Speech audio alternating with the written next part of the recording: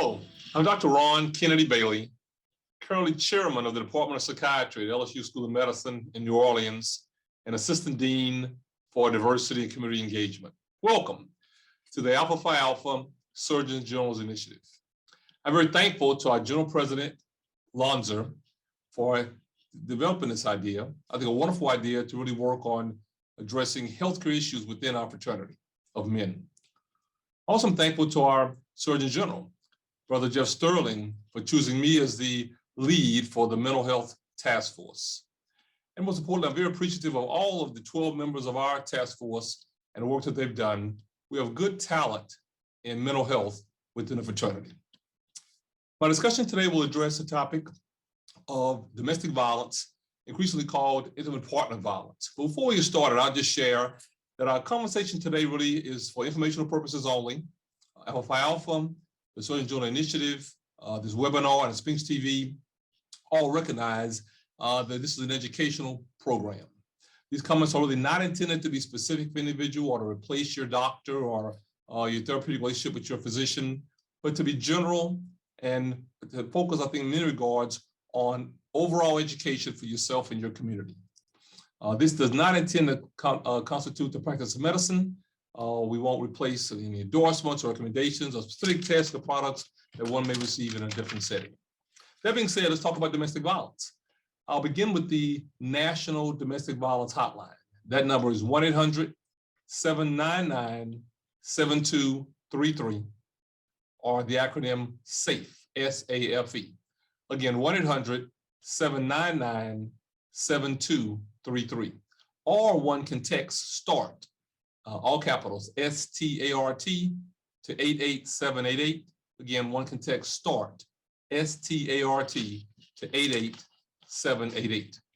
A definition of domestic violence: willful intimidation, assault and battery, acknowledgement of scratching or harming, restraining, or punching, slapping, kicking, all behaviors that have a physical dimension to hurt another. The real goal in domestic violence is to provide a systemic pattern of power control over another. But it can also be emotional or verbal. In those settings, one tends to belittle or humiliate the victim in a way to make them feel worthless or not important in the relationship. You need to be aware that there are a variety of types of domestic violence. Very similar to child abuse, we see similar concerns. Issues that are physical, they can be emotional, they can be sexual. Very often neglect or emotional abandonment are key issues in the discussion of domestic violence in our community. It's also important to recognize how increasingly often this happens. Over 10 million times a year, someone will acknowledge physical abuse at the hands of an intimate partner. Unfortunately, women in our society of all backgrounds are more at risk. About 1 in 4, 25%, will acknowledge either physical or sexual violence or mistreatment or even being stalked by an intimate partner within their lifetime. But it's key to recognize that it's not only women. About 8% of the time, men will acknowledge being victims of domestic violence. This can occur in every community, every ethnicity, every socioeconomic status, every religion, and every geographical area. Other key issues I think also important to emphasize are that most often young women are disproportionately adversely affected. Between the ages of 18 and 25, we see young women who are disproportionately victims of domestic violence.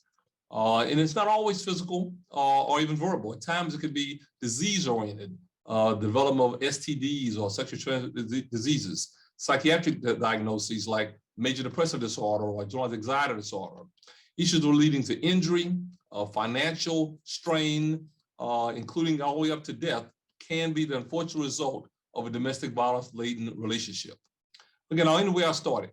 Physical, emotional or verbal forms, economic issues when somebody is not allowed to work or have their own money or function independently financially, and even psychological issues where statements, quote unquote, are made to make a partner feel inferior or in fear, are all key issues in the discussion of domestic violence.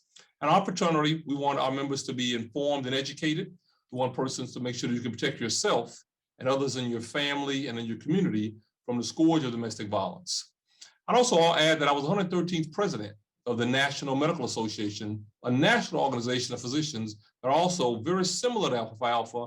They have a very strong and active role speaking out against domestic violence, wanting our members to be informed and educated, inform and educate others to make sure that we all are part of the process of limiting these risks in our families and in our communities.